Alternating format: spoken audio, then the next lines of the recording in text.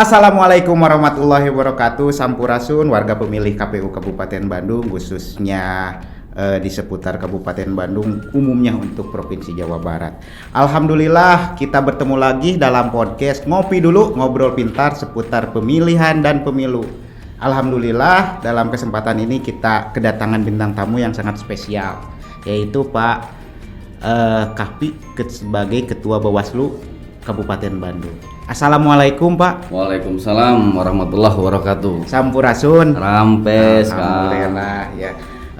Pak, kita ngobrol sebentar ya Pak seputar dinamika antara KPU dan Bawaslu terkait penyelenggaraan yang sudah, yang akan dihadapi nanti untuk tahun 2024. Siap. Ya. Untuk pertama nih Pak, kan saya baru kenal ya sama Bapak, apalagi sama pemilih di KPU Kabupaten Bandung atau seluruh Jawa Barat. Kita perkenalan dulu, Bapak ini sebagai Ketua Bawaslu dulu karirnya dari mana dulu Pak? Boleh diperkenalkan nggak Pak sedikit? Siap. Dulu tahun 2017 saya di PPK malah. Oh, sempat jadi PPK? Iya, PPK saya di PPK Cileunyi. Waktu penyelenggaraan pemilihan gubernur. Ya. Di Cileunyi. Masih komisionernya yang dulu ya. Ada Kang Agus sama lah. Ketua Kang Agus kalau nggak salah. Buyu Daningsih sekarang di KI Jawa Barat. Informasi ya. Jadi dulu sempat di PPK, setelah itu mengadu nasib, nggak ikut seleksi di Bawaslu. Iya Bawaslu. Takdirullah jadi kepilih di Bawaslu Kabupaten Bandung. Sebelum jadi ketua dulu di divisi apa? Anggota. Oh, di anggota dulu. Ya, divisinya masih tetap sama, pengampu di divisi SDM organisasi. Oh iya. Setelah rapat pleno, kemudian pleno memutuskan saya jadi ketua Bawaslu Kabupaten Bandung. Sampai sekarang Pak? Masih. Nah, untuk luar biasa cemerlang ya karirnya dari PPK, kemudian daftar jadi anggota Bawaslu, dia terima, kemudian sampai sekarang jadi ketua ya Pak ya. Iya. Nah ini Pak sedikit cerita evaluasi mungkin atau apa ya, masukan mungkin untuk KPU Kabupaten Bandung khususnya, umumnya untuk penyelenggara ad hoc di bawahnya, atau lebih umum lagi, luas lagi untuk masyarakat terkait dengan pengawasan atau apa hubungan, bagaimana sih si penyelenggara ini bisa tanpa ada apa permasalahan gitu Pak. Iya gitu. Jadi gini ya Kang, dalam hemat kami khususnya bahwa kelembagaan Bawaslu dan KPU itu memang dituntut oleh undang-undang, kita harus sinergis. Iya betul. Tapi bukan dalam arti kita main mata antara KPU dan Bawaslu. Kenapa? Karena sinergitas yang dibangun itu adalah perspektifnya perspektif undang-undang. Karena undang-undang menjadi acuan kita sebagai dasar dan modal kita untuk penyelenggaraan pemilu yang jurdil, luber begitu. Nah maka sinergitas itu dibangun bukan berdasarkan pada tadi main mata, permainan antara Bawaslu dan KPU. Bukan itu. Semata-mata deket kita bisa seenaknya. Nggak bisa. Jadi teman-teman pemilih di Kabupaten Bandung harus diyakini bahwa kelembagaan kita diatur oleh mekanisme tersendiri begitu ya. Belum lagi individu-individu penyelenggaranya diatur atau dilindungi oleh etik. Kita nggak sembarangan dekatnya kita dengan KPU atau KPU dekatnya dengan Bawaslu itu bukan main mata, tapi semuanya kecenderungan pada bagaimana perbaikan proses penyelenggaraan. Bukan tanpa masalah kan? Betul. Justru berjalannya tahapan itu kita diamanahkan oleh undang-undang itu sebagai pengawas. Bukan berarti temuan itu menjadi problem baik oleh KPU ataupun Bawaslu, tapi menjadi perbaikan sebetulnya. Semisal di tahapan-tahapan yang penyusunan daftar pemilih gitu ya. Itu kan yang lumayan panjang gitu ya. Menyusun daftar pemilih itu nggak sedikit waktu dan nggak sedikit orang yang melakukan gitu. Maka kita melakukan proses pengawasan dengan struktur ad hoc di bawahnya. Begitupun dengan KPU yang sama-sama melakukan penyusunan di struktur bawahnya begitu. Sehingga kami melakukan proses pengawasan juga dengan by data. Ya, justru lebih bagus ya Pak ya. Misalnya ada pemilih yang belum masuk, jadi ya ada rekomendasi dari Bawaslu, kita ya jadi data lebih baik gitu ya Kak ya. Betul. Karena kan prinsipnya semua masyarakat yang memenuhi syarat itu harus terakomodir dan masuk menjadi daftar pemilih tetap ya. Maka beberapa temuan kita itu ya bagian daripada untuk perbaikan. Ya, betul. Memberikan hak kepada pemilih, masyarakat yang belum masuk, yang memang terlewat oleh KPU dan jajarannya begitu. Nah selanjutnya apa sih saran ya, sama-sama lah kan, masukan lah masukan sama-sama lah. Kita juga Bawaslu nggak bukan lembaga yang super power kan, kita juga sama-sama membutuhkan masukan juga dari teman-teman KPU. Sinergitas itu tadi yang kita bangun, yang kita lakukan itu berdasarkan pada acuan hukum yang berlaku, undang-undang itu. Nah maka komunikasi intensitas non formal itu jauh lebih penting. Semisal kita dulu di penyelenggaraan 2019 saling berkunjung, KPU berkunjung kepada Bawaslu ataupun sebaliknya, ataupun di luar-luar kegiatan-kegiatan formal itu jauh lebih penting. Karena problem apapun nih, rumus dalam komunikasi rumus dalam segala apapun itu adalah komunikasi. Kalau komunikasinya enak gitu ya di antara kami ya, di antara kedua belah pihak, suatu problem apapun pasti ada solusi. Itu nggak ada cerita sebesar apapun permasalahan kalau tidak diselesaikan lewat istilahnya ngopi gitu ya, ngobrol gitu. Yang penting kan isi obrolannya itu bukan pada problem masalah. Kadang-kadang ya gitu kalau lagi penyelenggaraan nih Pak, kadang-kadang itu ruang kita itu terbatas, kita ngobrol sama misal Bapak berteman dengan anggota KPU terus ngopi di mana kan bisa jadi pandangan orang gitu. Kadang-kadang seperti itu ya Pak ya.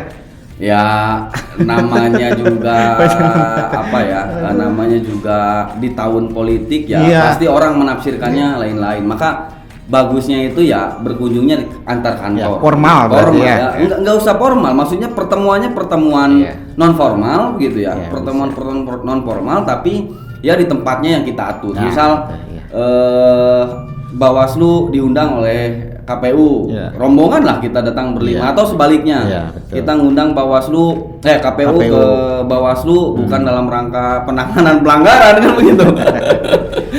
Nah ini yang ya sama-sama lah. Maka perbaikan komunikasi insya Allah lah kita Bawaslu maupun tentu KPU juga akan saling menghormati kelembagaan masing-masing gitu ya. Nah sejauh ini dalam penyelenggaraan yang sudah lah ya, kalau yang belum nanti ada pertanyaannya lagi.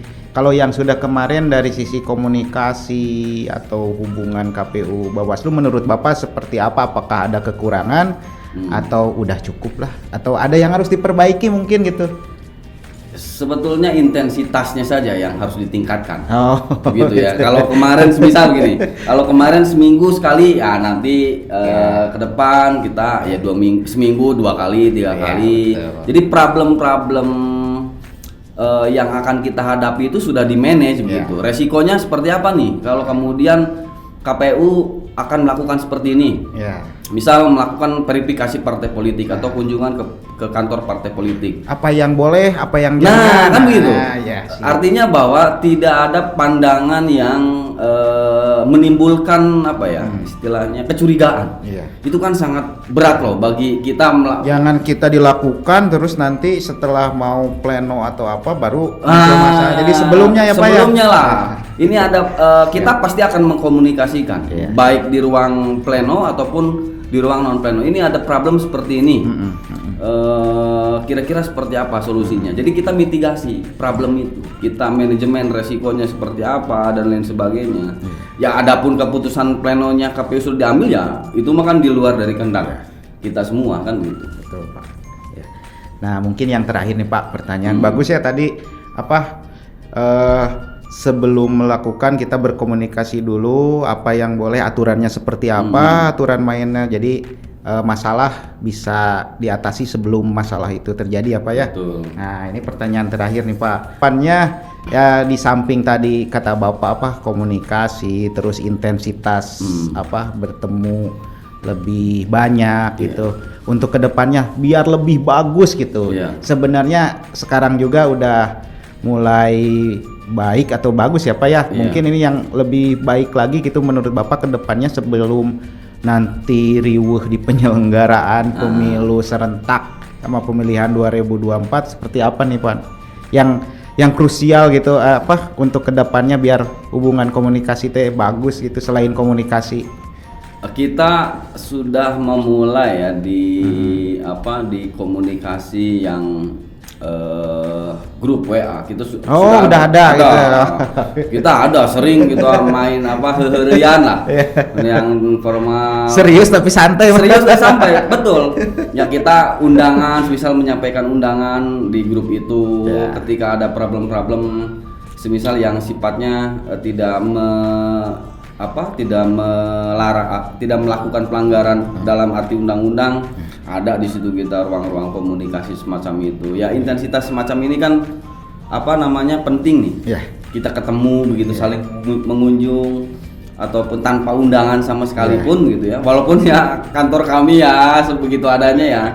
Jadi Kang Agus dan kawan-kawan jangan jangan sungkan kalau main ke Bawaslu kan yang ya ala kadarnya kan. Tapi bukan itu tapi kita menginginkan ada harmonisasi. Ya, betul ya. Harmonisasi. Kita ada harmonisasi. Ya walaupun istilahnya kita gontok-gontokan misalnya di pleno terbuka ataupun di luar itu biasa saya kira. Jangan dianggap hal yang sifatnya berbeda itu menjadi problem. Betul. Begitu. Justru di situ dinamika lembaga. Bahwa kedewasaan demokrasi kita ya dibentuk melalui itu. Melalui dialektika, melalui komunikasi yang panjang begitu. Kalau adem-adem saja kemudian justru nanti masyarakat pemilih akan ini Bawaslu ada apa kan begitu. KPU kok begini terus lancar-lancar saja. Enggak lah. Nanti dikira kita nggak kerja. Kan begitu ya. Bukan berarti temuan itu menjadi suatu bagi Bawaslu, tidak. Justru ini dalam arti perbaikan kita lah. Perbaikan demokrasi kita, perbaikan kualitas pendidikan politik bagi masyarakat. Itu jauh lebih penting sebetulnya Kang. Jadi harapannya ke depan penyelenggaraan pemilu 2024 yang ditaksir semakin rumit gitu ya. Kita justru harus memberikan kemudahan. Begitu kan? Memberikan kemudahan kepada masyarakat bahwa penting loh bahwa partisipatif bagi masyarakat ke depan itu bukan hanya kerja KPU, bukan hanya kerja Bawaslu, tapi juga kerja-kerja kita selaku civil society ya yang beriringan ya Pak, bersama-sama. Kita sama-sama sukseskan baik dari pesertanya, partai politik ataupun calonnya. Juga sama-sama kita cerdaskan pendidikan politiknya untuk masyarakat. Termasuk di teman-teman ad hoc begitu ya, di tingkat kecamatan, jalin komunikasi yang serapih mungkin ya. Dinamikanya kita dulu waktu di PPK juga sama. Ada masukan dari Panwas ya kita terima. Apa nih problemnya? Kita perbaiki begitu. Oh ini datanya, kita by data aja, by perundang-undangan. KPU punya PKPU, Bawaslu punya Perbawaslu, kan begitu ya. Tapi ujung-ujungnya sama, itu di undang-undang. Nah maka patsun kita ya tentu adalah undang-undang itu, begitu Kang. Alhamdulillah wargi pemilih Kabupaten Bandung tadi ngobrol meskipun sebentar tapi bermakna sekali ya Pak ya. Terima kasih. Sama-sama. Sekarang udah terbuka, khususnya untuk saya nih. Kalau kemarin-kemarin ketika ada masalah kadang-kadang dijadikan beban, padahal itu sebenarnya untuk perbaikan untuk lembaga penyelenggara, khususnya dari Bawaslu juga, dari KPU juga gitu. Alamin, kita sudah di penghujung acara tadi sama Ketua Bawaslu Pak Kahviana ya Pak ya. Alhamdulillah kita dapat pencerahan dari sisi pengawasan mungkin dari Bawaslunya, KPU-nya dari sisi penyelenggaraannya. Jadi kita harus bersinergi dalam penyelenggaraan pemilihan atau pemilu. Akhir kata, Assalamualaikum warahmatullahi wabarakatuh. Assalamualaikum warahmatullahi wabarakatuh. Ketemu lagi di podcast selanjutnya. Yo, dar ngopi dulu.